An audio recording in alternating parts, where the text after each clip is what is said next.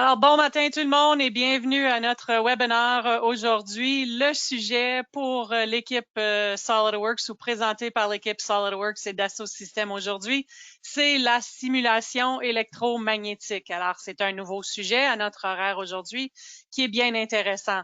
Je me présente, je suis Joëlle Guénette, je suis gestionnaire du territoire de l'Est du Canada, donc l'Ontario aux Maritimes, qui inclut bien sûr le Québec où vous vous trouvez probablement et où je me trouve dans mon bureau à domicile aujourd'hui. J'ai Emmanuel Leroux avec moi que je vais présenter dans quelques minutes quand j'aurai fini une petite introduction. Alors, Emmanuel, je te reviens dans quelques minutes. Alors, la pandémie a eu toutes sortes d'occasions de faire différentes choses, évidemment. Bien sûr, une de celles-là, c'est travailler à la maison. Alors, pour moi, mon bureau est à la maison. Alors, ce côté-là ne changeait pas. Ce qui changeait, c'est ne pas pouvoir visiter les clients. Alors, le 50% de mon temps que je passais sur la route à discuter avec nos clients, à voir qu'est-ce qui se passait, ce qu'ils faisaient, bien malheureusement, se fait maintenant plus de façon digitale. L'autre chose que ça a fait, c'est que non seulement moi, je suis à la maison plus longtemps, plus souvent, ben mon conjoint aussi l'est. Évidemment, mes enfants l'ont été à un certain moment quand les écoles ont forcé que ça soit de cette façon-là. Et à travers tout ça, on a réalisé quelque chose qu'on ne savait pas, c'est qu'on a un appareil électroménager qui est le micro-ondes qui cause de l'interférence avec des choses. Alors, mon mari qui se trouvait sur un appel Teams avec son équipe, tout à coup n'entendait plus et ne voyait plus les choses parce que je décidais de me faire chauffer une tasse de thé ou mon lunch ou quelque chose de cette façon. Ou bien sûr, les enfants qui font leur popcorn quand on regarde une émission Netflix ou Prime. Ben là, on voit la petite tourniquette là, qui nous dit patienter, on attend le signal. Alors, comme ingénieur électrique, bon, je comprends, il y a une interférence. Pourquoi est-ce qu'il y a une interférence? Bien, il semble que mon micro-ondes est trop vieux. Alors, il faut que j'en achète un pour régler le problème ou passer à une bande de 5 gigs pour éliminer le problème. Mais bon, ce sont des choses qu'on a découvertes à travers la pandémie. Alors ça, c'est un exemple quotidien. Vous le vivez peut-être, vous vous êtes peut-être demandé pourquoi tout à coup on n'a plus notre signal, qu'est-ce qui se passe? Ben voilà, votre micro-ondes qui fait des interférences. Alors, ce sont des trucs d'électromagnétisme et on va en parler en plus de détails aujourd'hui. Avant, par contre, si vous êtes première fois à utiliser GoToWebinar, il y a un petit panneau sur le côté droit de votre écran que vous pouvez fermer à n'importe quel moment pour voir l'entièreté de l'écran et de la présentation en cliquant sur la flèche orange. Alors, ne vous gênez pas. Si l'audio, vous le faites par ordinateur, puis pour une raison ou une autre, ça ne passe pas, vous pouvez toujours essayer par téléphone. Et en cliquant sur l'option téléphone, ça va vous donner toute l'information pour vous connecter de cette façon-là. Il y a un document que vous pouvez télécharger qui parle de la solution duquel on va parler aujourd'hui. Et bien sûr, il y a une section pour les questions. Alors, c'est notre préféré. On fait ça ici pour vous présenter de l'information, mais bien sûr pour répondre à vos questions s'il y en a pendant l'événement. Alors, n'hésitez pas à n'importe quel moment d'inscrire. Si le temps le permet à la fin, on va définitivement y répondre du mieux possible ou faire un appel séparé avec vous. Alors, quand on regarde les produits que vous créez dans votre quotidien, dans vos entreprises, on se demande souvent, ben, pourquoi est-ce que les clients achètent vos produits? Si vous étiez là il y a 2 semaines, j'ai parlé encore de mes électroménagers j'avais acheté un nouvel ensemble pour le chalet pour raison de rénovation forcée. Bon, je me suis dit, j'ai quoi en ce moment? J'aime quoi, j'aime pas quoi, puis ça fait que j'ai fait des choix à changer tous mes électroménagers, sauf pour le micro-ondes. Puis au chalet, le nouveau micro-ondes ne fait aucune interférence avec aucun de nos signaux. Alors, tout va très bien de ce côté-là parce qu'il est neuf. Mais tous les autres électros, j'ai choisi autre chose parce que je n'étais pas satisfaite. Dans les produits que vous faites aujourd'hui, les raisons pourquoi les gens choisissent vos produits, c'est un, la qualité des produits, la fiabilité des produits, le niveau d'innovation que vous y apportez, la performance, alors les choses que vous pouvez ajouter, est-ce que vous meilleur ou différent des autres, et évidemment la réputation de votre marque. Alors, ce sont les choses que les clients regardent. Ce sont les résultats d'un sondage qui a été fait par Tech Clarity l'an passé, donc c'est pas vieux comme données. Et évidemment, il faut s'y attarder.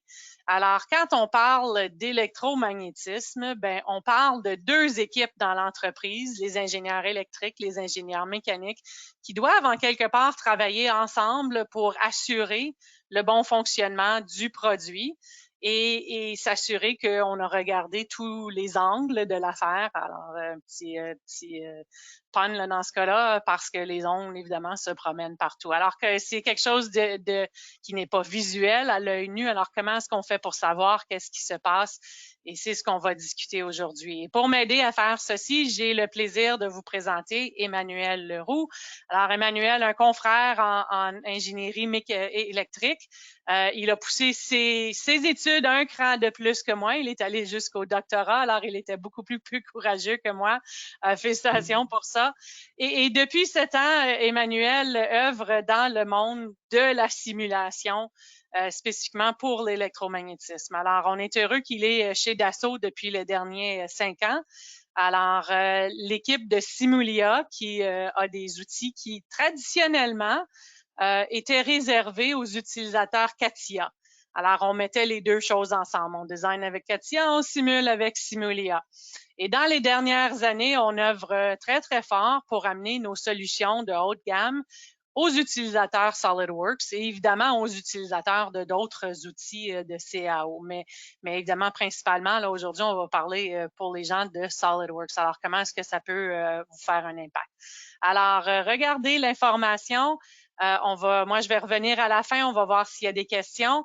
Puis, Emmanuel, avec ça, je te passe la parole et l'écran, évidemment.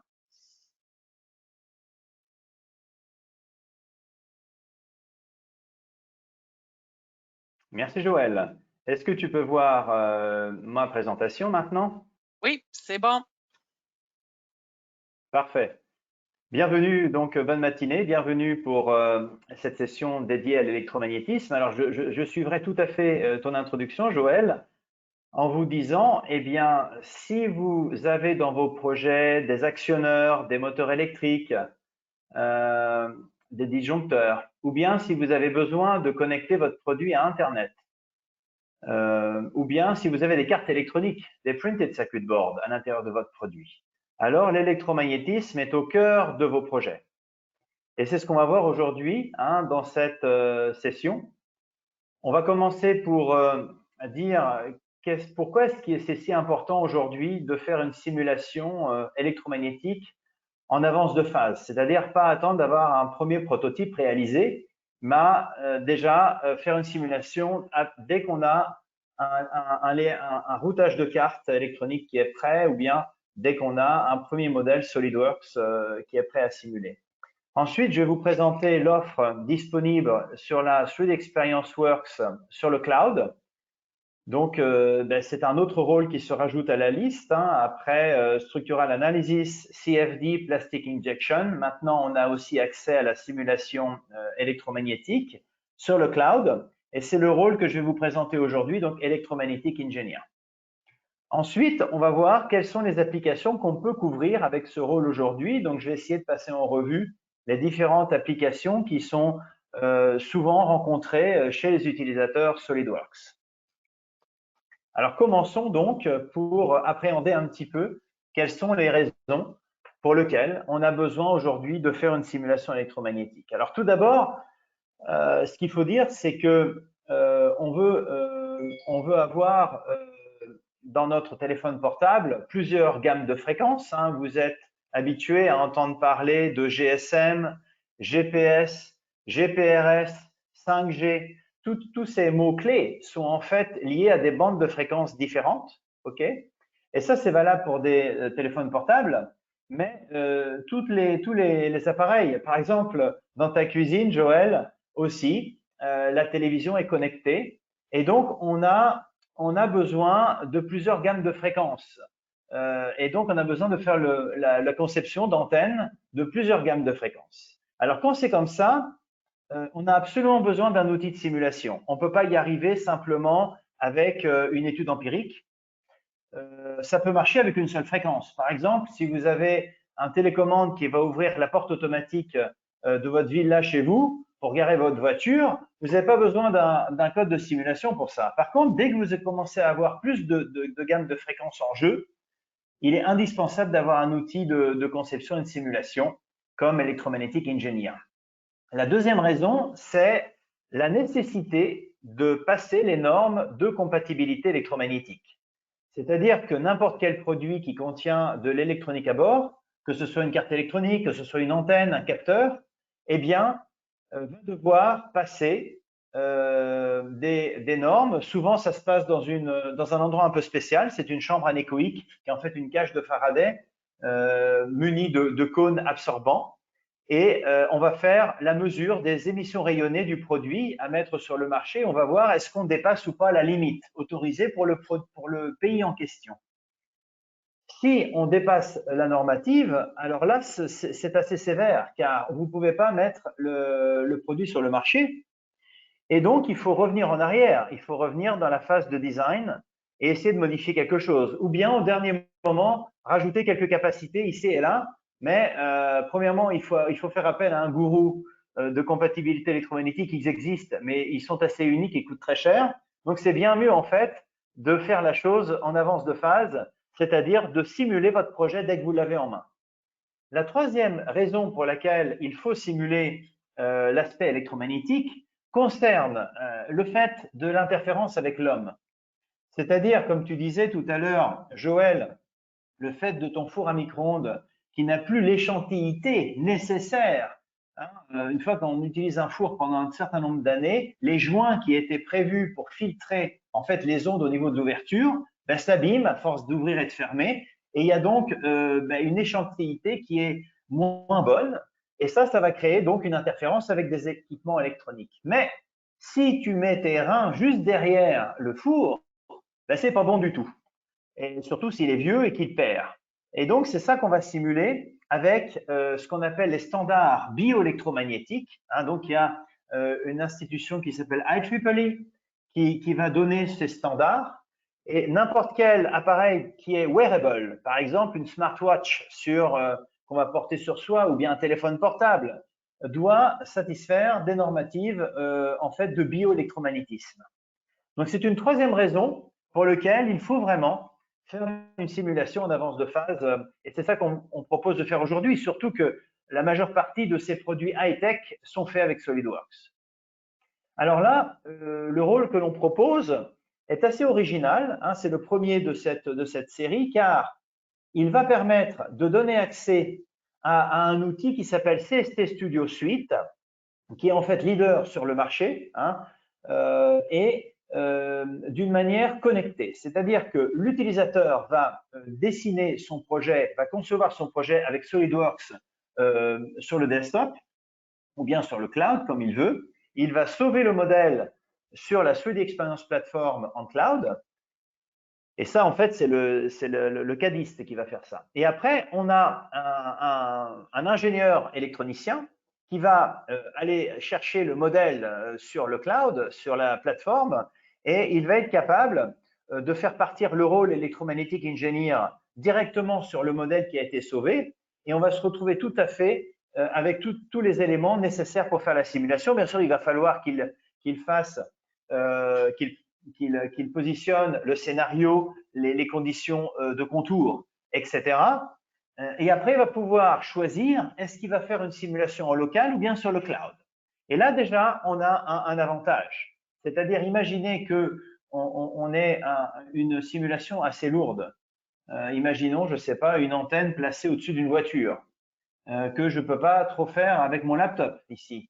Mais j'ai besoin de plus de moyens de calcul. Avec le rôle Electromagnetic Engineer, vous pouvez très bien lancer le calcul sur le cloud et utiliser aussi des GPU, qui sont en fait des Graphic Power Unit de NVIDIA, qui permettent d'accélérer le calcul. Et donc là, c'est drastique la différence. C'est-à-dire que vos moyens de high performance computing vont permettre sur le cloud de rendre la simulation vraiment très rapide et sans devoir acheter des nouveaux ordinateurs chez vous dans votre société. Après, vous avez la possibilité de visualiser les résultats dans l'environnement CST connecté ou bien les voir d'une manière très sympa avec 3D Play, de manière à ce que tous les gens dans l'entreprise vont pouvoir en profiter et surtout en particulier le manager qui va pouvoir apprécier et valider le projet. Allons voir ensemble maintenant un exemple pratique qui concerne finalement voilà, en fait, le design d'une antenne pour avoir Internet à la maison. Donc, en fait, comme on n'est pas, on va dessiner cette antenne dans SolidWorks, vous voyez, le designer a fait l'antenne dans SolidWorks Desktop. Il va sauver le modèle dans la 3D Experience Platform sur le cloud. Et puis, à ce moment-là, on va changer d'utilisateur. Un ingénieur va lancer le rôle Electromagnetic Engineer et on trouve tout de suite le modèle importé.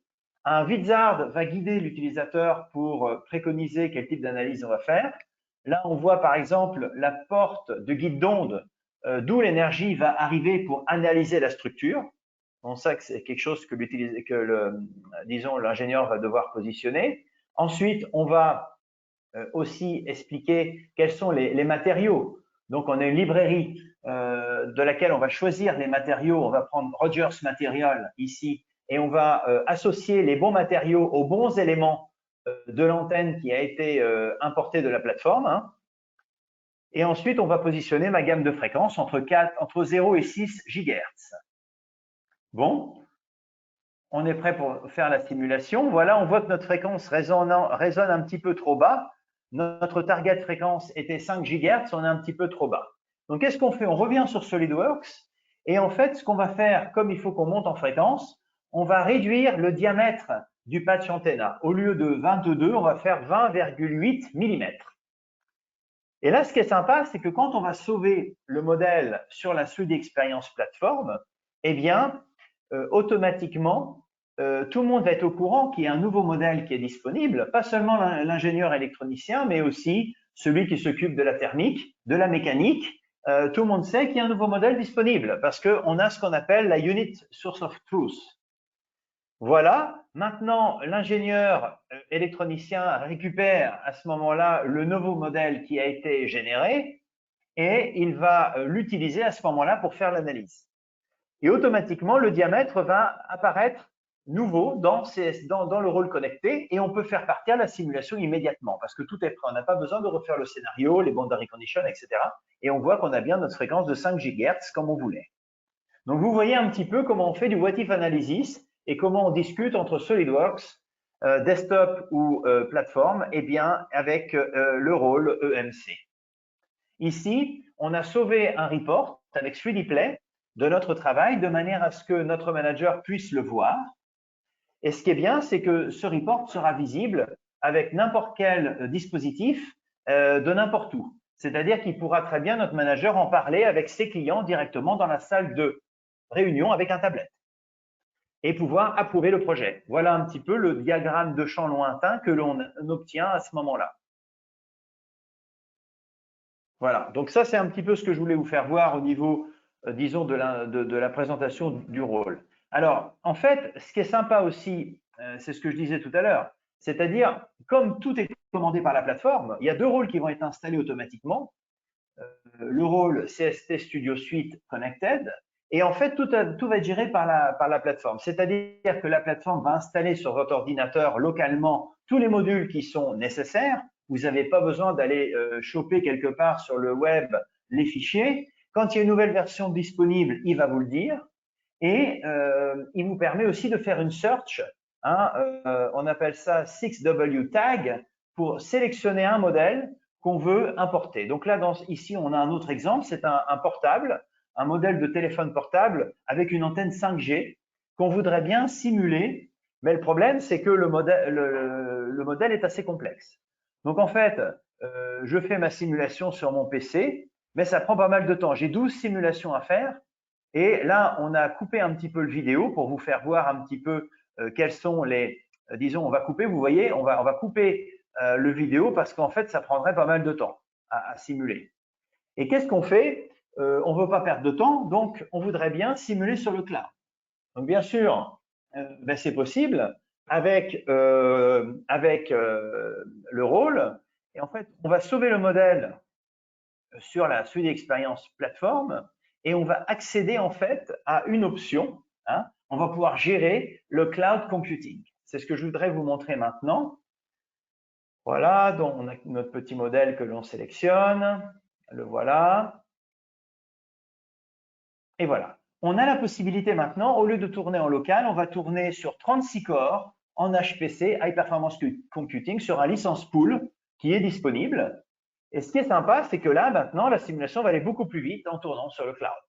Donc, bien sûr, on va retrouver les mêmes résultats, mais on va avoir un gain de temps très intéressant. Et vous voyez, c'est très facile hein, de faire tourner sur le cloud la simulation. C'est ça que je voulais vous montrer dans ce vidéo. Et on retrouve bien sûr les mêmes résultats qu'on avait obtenus tout à l'heure. C'est assez sympa. Alors, c'est possible déjà maintenant parce que la version FD07 est sortie. Et c'est un des avantages de travailler sur le cloud avec notre rôle. Alors maintenant, je voudrais vous montrer un petit peu quelles sont les applications qu'on peut couvrir au niveau de ce rôle. Donc, comme je vous disais, en fait, il y a 3 familles.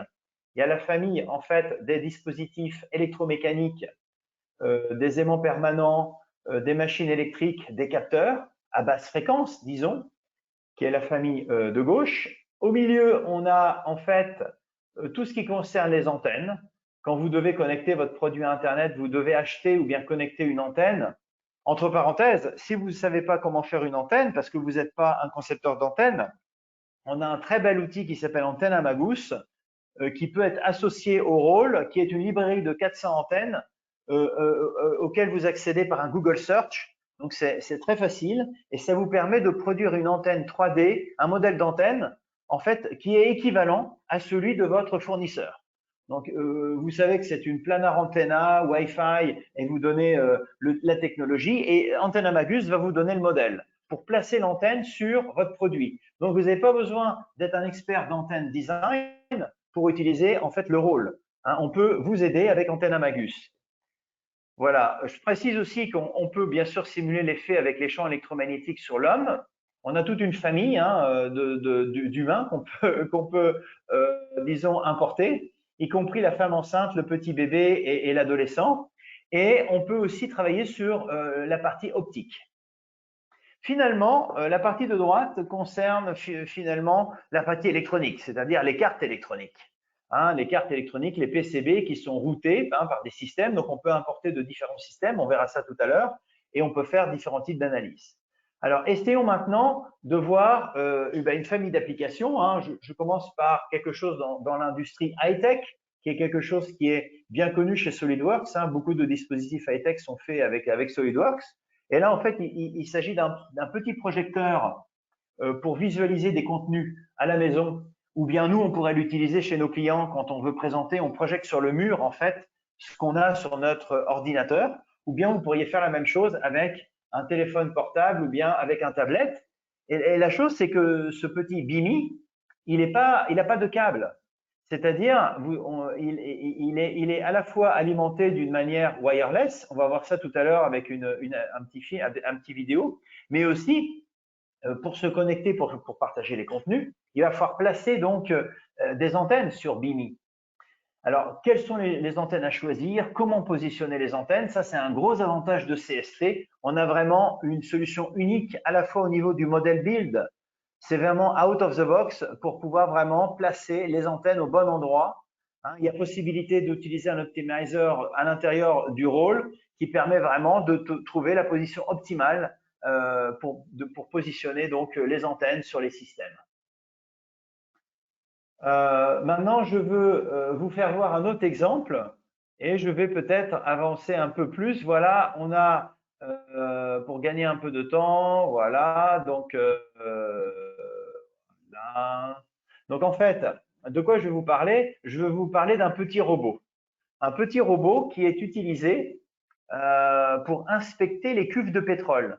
Hein, on a parfois besoin, hein, ça c'est pour l'industrie energy and material, hein, oil and gas, quand il y a besoin d'inspecter les cuves de pétrole s'il y a des défauts, parce que peut-être après un certain temps qu'il y a du pétrole dans les cuves et tout ça, il peut y avoir des défauts. Donc en fait, on va plonger le petit robot dans le pétrole. Vous inquiétez pas, les ondes électromagnétiques ne se propagent pas trop dans les liquides, hein. C'est plus de l'acoustique. Donc là, en fait, on va plus parler de capteurs de proximité pour voir les aspérités et les défauts dans les cuves. Et donc, on fait ça de manière très sympa avec le rôle.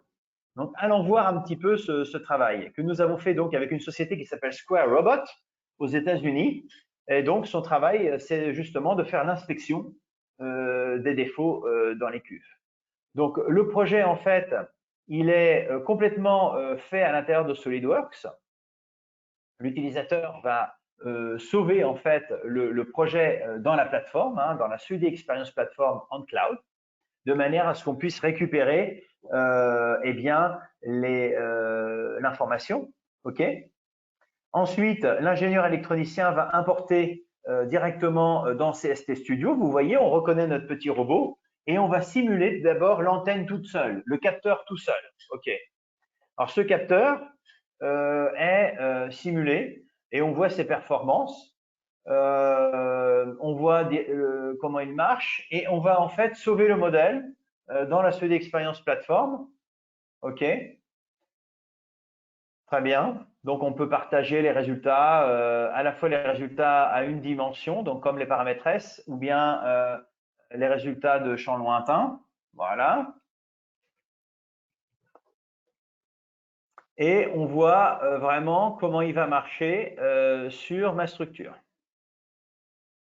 Alors maintenant, la chose qui est sympa, c'est qu'on va maintenant importer un diagramme de champ proche qui va représenter l'antenne au niveau du robot complet, qui est maillé, vous voyez. Et on voit le champ électrique, comment il se propage sur le robot, alors que le capteur est en train de marcher. Et là, vous voyez que, eh bien, il y a des interférences. Donc, il faut en tenir compte. Là, maintenant, c'est un autre exemple qui vient du Brésil. IDH Tracteur nous a proposé donc en fait cette machine agricole pour le traitement des champs qui est stimulée avec une antenne GPS au-dessus de son toit pour pouvoir faire en fait du remote control. Donc à la fois, on voit ici le diagramme le paramètre S, le diagramme de rayonnement de cette antenne GPS. Donc ça, c'est deux applications en tant qu'exemple pour vous montrer comment est-ce qu'on peut vraiment utiliser l'outil pour faire à la fois de la compatibilité électromagnétique et de voir les problèmes du diagramme de champ et aussi le remote control et le choix de positionnement des antennes. Ce qui complète vraiment le portfolio de Works en ce qui concerne la simulation. On avait déjà structural, fluide et mechanical. On a maintenant la simulation électromagnétique, vraiment pour concevoir les outils de demain. C'est un petit peu ça que le message. Alors, d'autres applications concernent le broadcasting. Le broadcasting, c'est la transmission d'informations, la transmission de télévision, la transmission radio, la transmission 5G. Vous voyez, dans ce domaine, dans ce qu'on appelle le broadcasting, il y a besoin en fait de travailler dans des gammes de fréquences qui sont très précises, qui sont données par aux opérateurs pour travailler. Et donc, on a besoin de concevoir des filtres. Des filtres, ce sont des structures 3D comme celle-ci, là, que je vais vous montrer maintenant, qui vont permettre d'éviter d'être embêtés avec des fréquences qui ne nous intéressent pas. C'est-à-dire que là, dans le diagramme que vous voyez ici en bas, on voit une gamme de fréquences qui est là où on a des petits lobes, et c'est là la gamme de fréquences qui va nous intéresser, et c'est là où l'information va pouvoir passer. En dehors de ça, plus bas et plus haut en fréquence, on ne veut pas avoir de petits lobes qui vont remonter. On veut filtrer les fréquences qui ne nous intéressent pas. Donc ça, c'était vraiment très important pour ceux qui font du broadcasting. Et c'est ça, en fait, qu'on arrive à faire très bien avec le rôle. On est capable vraiment de tuner les petits lobes de manière à ce qu'ils respectent bien. Vous voyez ici 20 dB en dessous de la limite. C'est ça le target qu'on a donné. Il faut vraiment filtrer les fréquences qui nous intéressent et celles qui ne nous intéressent pas. Donc, c'est vraiment ça qu'on veut faire. C'est donc une optimisation et du fine-tuning. Et on a vraiment une solution unique. Pourquoi? Parce qu'on peut faire ce qu'on appelle moving mesh. On va adapter notre mesh à chaque point d'optimisation sans devoir refaire toute la mesh à nouveau. Donc, c'est vraiment unique parce que si on ne fait pas ça, en fait, le bruit dû au maillage est plus élevé de la petite modification qu'on a fait. Donc, ce Moving Mesh feature est vraiment unique. Hein. C'est que nous qui avons ça hein, chez Dassault Systèmes et c'est vraiment super et il faut vraiment en profiter pour tous ceux qui font du broadcasting. Une autre application, c'est le projet des capteurs. Par exemple, le capteur capacitif. Je reviens à ta cuisine, Joël. Hein, tu es dans ta cuisine et tu viens d'acheter un super frigidaire avec un display touchscreen où tu peux commander ton menu avec ton doigt directement sur le touchscreen. Alors, ce genre de choses fonctionne avec des capteurs capacitifs que l'on peut simuler directement avec le rôle. Donc ça, c'est intéressant pour tous ceux qui vont faire, bien sûr, les white appliances, hein, les applications blanches pour comme les frigos, toutes les versions un petit peu plus chic, plus chères, des dispositifs en fait en cuisine par exemple, ou bien électroniques, hein, comme des tablettes. C'est du touchscreen. Là, je parle plus du magnet design. Par exemple, si vous devez faire un test de résonance magnétique. Hein, votre docteur vous envoie à l'hôpital pour faire cet IRM parce qu'il voudrait bien voir plus en précision. Hein, l'échographie n'a pas suffi, il faut faire un IRM. Alors là, pour faire l'IRM, hein, vous rentrez dans un tunnel et il y a des magnettes qu'il faut faire la conception des magnettes. Et on peut utiliser le rôle pour ça. Aussi, il faut voir que pendant l'examen, ça ne va pas vous faire trop mal pendant que vous faites l'examen parce qu'il y a des nouveaux justement de Specific Absorbing Ratio. C'est ce que je disais tout à l'heure. Combien de puissance est absorbée par l'homme pendant l'examen? On va pouvoir simuler, comparer avec la norme pour voir est-ce que c'est bien ou pas. Donc, on peut travailler avec tous les équipements entiers de Life Science pour ça. Là, c'est la partie plus basse fréquence, donc les moteurs électriques et les générateurs, donc les actionneurs, les disjoncteurs, toutes ces applications basse fréquence. On peut obtenir finalement le diagramme d'efficacité, hein, efficiency diagram, pour un moteur électrique, surtout par exemple en ce qui concerne l'electric drive. Hein, l'electric drive, ça concerne bien sûr les voitures, mais ça concerne aussi les vélos par exemple. Hein, on a simulé il y a quelque temps un vélo électrique et on a une solution vraiment très sympa là-dessus en important tout le modèle de SolidWorks.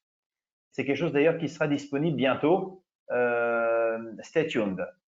Voilà. Là maintenant, j'ai un petit exemple à vous faire voir aussi. En fait, c'est le chargement à distance en énergie de la batterie. Revenons un petit peu sur notre Smart Bimi. Vous vous rappelez le petit projecteur pour voir les films sur un mur? Il est fait avec SolidWorks. On va sauver le modèle à l'intérieur de la plateforme et on appelle le rôle CST pour justement simuler le wireless charging.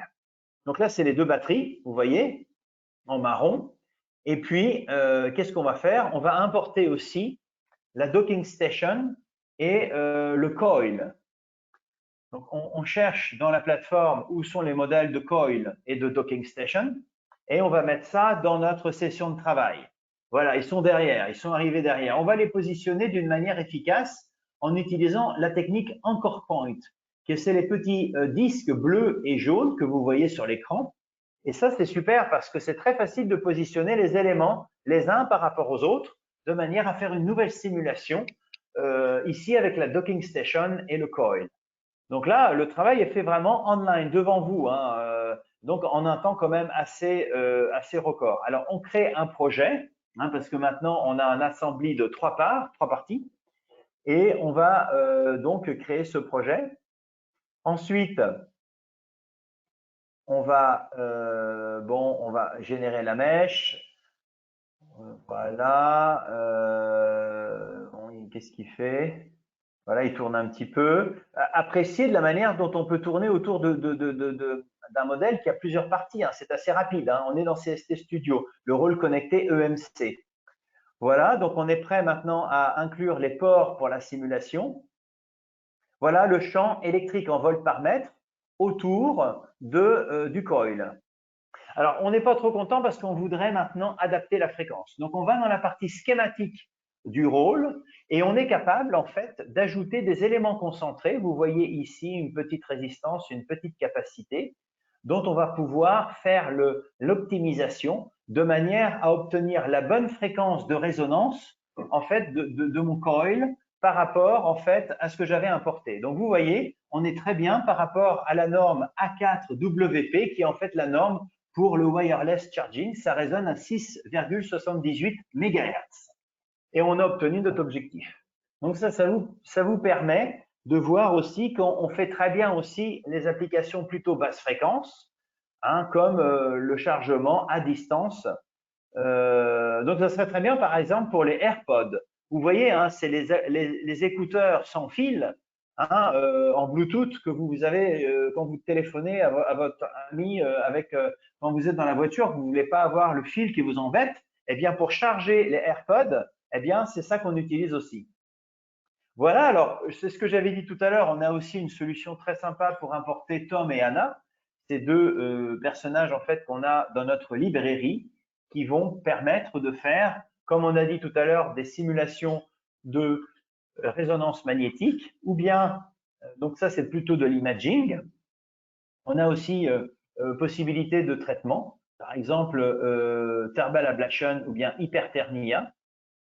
Et on tient compte en fait aussi du BioHeat Equation, c'est très bien, c'est pour tenir compte du réchauffement en fait du corps à 37 degrés pour tenir compte de ces choses-là. Donc on tient compte aussi, on a un solveur thermal à l'intérieur de notre outil qui permet aussi de faire une simulation thermique associée et qui tient compte donc du réchauffement interne de l'homme, mais aussi des sources qui peuvent être introduites à l'extérieur. On peut simuler aussi ce qu'on appelle les implants. Imaginez, vous avez un pacemaker et vous passez à l'intérieur d'un métal détecteur à l'aéroport.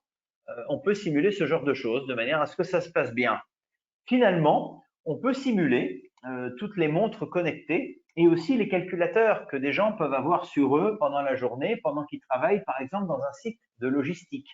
Imaginez, c'est très à la mode maintenant dans les sites de production ou bien de logistique, où on va répertorier un chargement qui vient d'arriver en utilisant en fait des RFID, hein, donc c'est des identifiers à radiofréquence, où on a finalement des antennes embarquées sur un calculateur qu'on porte sur notre bras et on va se positionner à une certaine distance d'un paquet qui vient d'arriver et on va montrer le doigt d'un petit tag qui est monté sur le paquet et automatiquement on va lire les informations de la provenance, du contenu, etc. Et tout ça, c'est super. C'est beaucoup plus efficace que les infrarouges. Seulement, on se balade avec ça toute la journée, donc c'est peut-être pas super. Donc, on a besoin de simuler du point de vue bioélectromagnétique aussi. Je finis avec une partie qui sera bientôt disponible dans EMC-OC. Il s'agit de l'import des cartes électroniques. Donc, vous voyez avec quel niveau de détail on peut importer les cartes électroniques qui viennent des différents en fait, systèmes de routage. Bien sûr, SolidWorks PCB qui est notre préféré, mais on peut aussi importer, disons, les différents, vendeurs extérieurs comme Mentor Graphics, Zuken, Altium Designer, Cadence. On importe quasiment tous les systèmes au monde disponibles. Et qu'est-ce qu'on peut faire? On peut faire une simulation en fait de la qualité des signaux qui vont se propager sur les pistes. Imaginez par exemple que vous avez besoin de prévoir pour votre client dans votre produit une sortie USB. Ou bien vous faites un robot et le robot il doit mémoriser des données. Donc vous avez besoin de mémoire. Donc si vous avez besoin de mémoire, vous avez besoin d'un bus où vont se propager les signaux pour sauver dans la mémoire. Donc vous avez besoin de DDR, link. Donc quand vous avez ces keywords comme SATA, PCI Express, DDR, USB, alors vous devez faire absolument de l'intégrité de signal qui va qualifier en fait la qualité des signaux qui se propagent sur ces pistes où il va y avoir donc des signaux rapides et vérifier que vous pouvez aller à un certain bitrate. Donc ici, par exemple, vous voyez le diagramme d'œil qu'on peut obtenir et vérifier vraiment est-ce que vous respectez le cahier des charges au niveau du bitrate. Est-ce que je peux vraiment aller avec ma carte électronique à 400 mégabits par seconde? Le software va vous le dire. L'autre chose qu'on peut faire, c'est ce qu'on appelle la Power Integrity. C'est-à-dire, là où vous voyez ma souris, je positionne à un endroit de la carte où c'est rouge. Ben là, il y a un problème parce que quand un certain nombre de composants électroniques numériques vont commuter en même temps, il y a du bruit en fait qui va être généré. Il y a ce qu'on appelle du simultaneous switching noise qui va être induit sur le plan de masse et d'alimentation. Et donc ça, ben, c'est pas bon parce que ça va perturber mes signaux aussi. On est capable de simuler ça et de dire combien de capacité de découpling il faut que je mette à côté de mon composant, de manière à éviter ça. L'autre chose qu'on peut faire aussi, c'est de visualiser la normative de compatibilité électromagnétique vigueur dans votre pays, au Canada, au Québec, et d'aller voir, voilà, c'est la courbe rouge, est-ce que mes émissions rayonnées en vert, ils sont bien en dessous de ma norme ou bien ils vont malheureusement pour une certaine fréquence aller dépasser la norme. Et c'est ça en fait qui va vous dire, il faut revenir sur votre projet, faire des modifications, faire du what if analysis pour vraiment être sûr que quand vous allez faire la validation dans le competent body, donc quand vous allez passer en chambre anéchoïque, eh bien, vous êtes sûr de passer. On est capable aussi de faire une analyse thermale. C'est très sympa, hein, toujours en partant des différents fichiers de CAO électronique. Et on est capable de faire une simulation thermale qui tient compte du réchauffement dû à la source électromagnétique. C'est assez une originalité. Hein, les autres outils thermales ne font pas ça. Et on est capable aussi de simuler le PCB dans tous ses détails. C'est aussi un avantage. Quand vous n'avez pas d'autre possibilité de faire du cooling avec des ventilateurs, il faut vraiment faire une évacuation de la chaleur en conduction et donc vous êtes bien obligé de simuler les PCB dans le détail avec toutes les pistes. Voilà, un petit résumé de mon côté avant d'écouter vos questions. Le rôle en fait, enfin d'abord, la simulation électromagnétique, c'est plus un nice to have, c'est un must. C'est-à-dire que pour faire un design correct de mon PCB ou bien de mon système multi-frequency band, j'ai besoin d'un outil de simulation électromagnétique. Deuxièmement, on a besoin d'être compliant avec les normes de compatibilité électromagnétique. Troisièmement, on a besoin d'être compliant avec les normes de bioélectromagnétique. Deuxième takeaway, le rôle électromagnétique engineer sur la ceux d'expérience Works on Cloud est vraiment une offre scalable, c'est-à-dire elle va être capable de donner satisfaction à un ingénieur de système qui doit placer des antennes sur son produit, mais il achète les antennes, c'est pas lui qui va les faire. Donc avec Antenne Amagus, on va choisir l'antenne qui va bien et lui va réussir à placer l'antenne sur le produit. Donc il n'a pas besoin d'être un expert d'électromagnétique. OK? D'un autre côté, une fois qu'on va faire notre simulation, puis qu'on n'a pas assez d'hardware au niveau capacité, on va être capable de faire la simulation sur le cloud. Et donc, c'est super parce que on est capable, on est without limit. C'est pour ça que notre motto, d'ailleurs, le team dans lequel je travaille avec Stéphane Bonamour, c'est vraiment simulation without limit parce qu'on est capable vraiment d'aller sur le cloud et de simuler vraiment avec des moyens illimités. La troisième chose que je veux vous dire, c'est que vraiment, on est capable de simuler vraiment une liste d'applications très très vaste hein, avec ce rôle parce qu'en fait, qu'est-ce qu'on fait? On rend disponible CST Studio Suite, qui est vraiment une solution leader. Hein. Moi, j'ai joint CST en l'année 2000 et vraiment, cette société était vraiment très compétente et est partie maintenant d'Assosystème en 2016. Elle a donné une contribution notable pour la simulation électromagnétique. Donc là, on a vraiment, on donne disponible vraiment ce produit dans toutes ses capacités, ce qui est vraiment remarquable. On n'est pas limité à certaines applications. Ben, je vous remercie de votre attention et je suis dispo pour les questions. Super, merci Emmanuel. Que de l'information. Évidemment, on voit que la quantité d'applications, elle est large. Alors, tout le monde peut y trouver son compte et à mesure qu'on avance dans le temps, il y a seulement de plus en plus d'électroménagers, d'outils personnels, de toutes sortes de choses qui vont incorporer de l'électronique et qui vont avoir besoin de ce genre de solution. Alors, si ce n'est pas dans votre présent, dans votre entreprise, ça le sera certainement bientôt.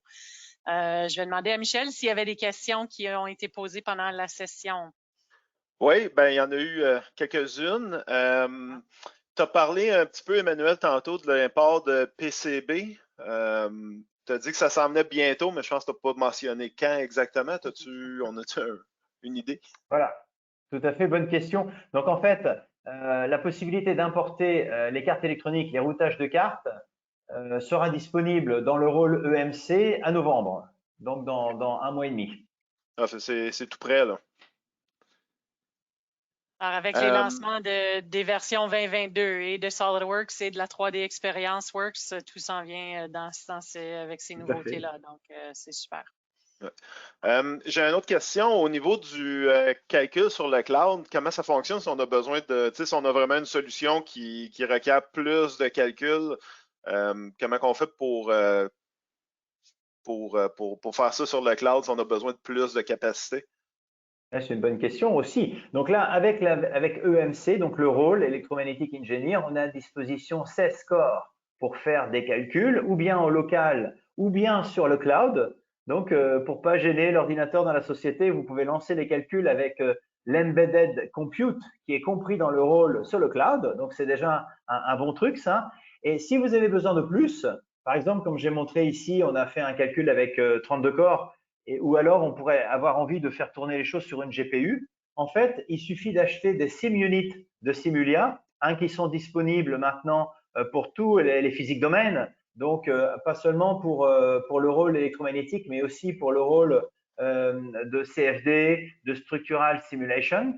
Et donc, ces crédits, ces tokens, peuvent être utilisés une journée pour la partie électromagnétique, une autre journée pour la CFD. Donc, c'est très flexible. Et en fait, il suffit d'acheter ces Simulia, SimUnit pour en avoir plus. OK. Parfait. C'est bon. Il n'y avait pas d'autres questions. D'accord. Excellent. Parfait, Donc, merci. merci d'avoir participé à notre appel. Pour tous ceux qui se sont joints à nous, évidemment, si vous voulez revoir le matériel, il est enregistré. Vous allez recevoir un lien qui va vous rediriger à l'enregistrement. Si vous pouvez le partager avec d'autres dans votre entreprise, peut-être qu'il y en a d'autres qui devraient voir ou qui ont besoin de voir cette information. Alors, ça nous fait plaisir. Ils ont juste à s'enregistrer comme s'ils allaient venir participer, mais ça va les rediriger vers l'enregistrement. De toute façon, on a changé notre modèle de partage. On avait un go-to-stage. Maintenant, on est YouTube, alors un peu plus flexible et disponible. Le lien est sur la page en ce moment, alors vous pouvez la noter pour vous rediriger vers tous nos enregistrements passés. Et qui va bientôt, si pas aujourd'hui, définitivement demain, inclure la session d'aujourd'hui. Emmanuel, je te remercie énormément de te joindre à nous. Pour ceux qui n'ont peut-être pas deviné, Emmanuel n'est pas ici au Québec, il est en Italie. Et alors, fin de journée pour lui et on te remercie d'avoir étendu ta journée pour participer avec nous et partager toute cette information. Et ça sera sûrement à refaire et à discuter. Alors, vos revendeurs clients vont vous appeler pour discuter avec vous. Est-ce qu'il y a un intérêt? Est-ce qu'il y a un besoin? Est-ce que vous voulez comparer avec peut-être une solution que vous avez déjà? Est-ce que vous avez besoin d'ajouter des solutions? Alors, on est là pour discuter avec vous. N'hésitez pas à jaser avec eux et expliquer où vous en êtes dans votre entreprise, qu'on puisse explorer ceci en plus de détails avec vous, en particulier pour votre application. Et on invitera peut-être Emmanuel à participer à cette discussion quand le temps viendra. Alors, merci encore Emmanuel, merci tous ceux qui se sont joints à nous et au prochain rendez-vous. Bonne journée. Merci, au revoir.